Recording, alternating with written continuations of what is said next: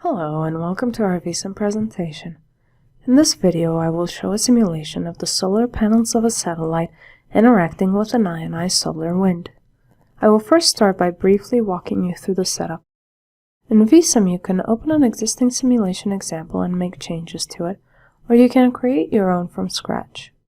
Here I will go straight into a simulation that has already been set up. We will first look at the elements tree located on the left side. We have the description of the simulation, the constant parameters, variables such as pi or the speed of light, derived parameters from these constants, as well as functions. You can choose the materials that you'll be using in your simulation. For example, here we use metal as a perfect electrical conductor and a particle-absorbing material. Now we come to the geometry element.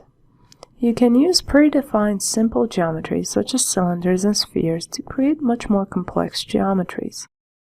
Here I am showing a thin Kapton sheet with 6 thin solar coupons layered on top of it.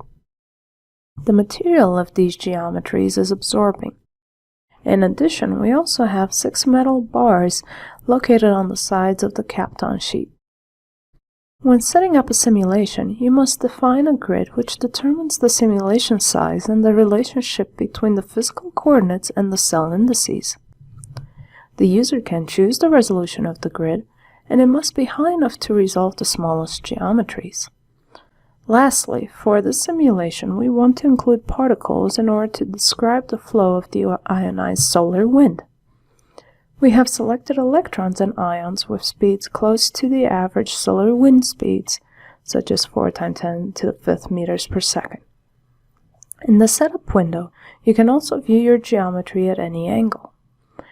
Once your simulation is set up, you have to save your changes and go to the Run tab to run the simulation.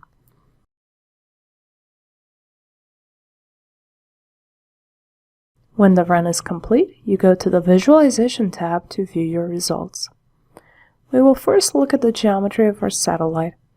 We can adjust the scale of each axis individually, and in this case, if we increase the scale in the Z direction, we get a closer view of the details of our geometry.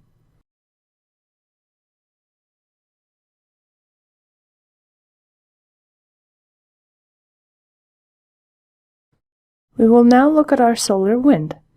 We can choose which particles we want to view, ions or electrons.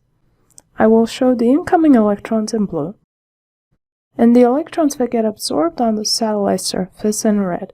These are called heavy electrons. Now we will view our results from the beginning to the end by moving the slider below the viewing window. You can see the electrons approaching the satellite from above. At the end of the run, we see that the electrons, being negatively charged, tend to accumulate in the vicinity of the metal bus bars.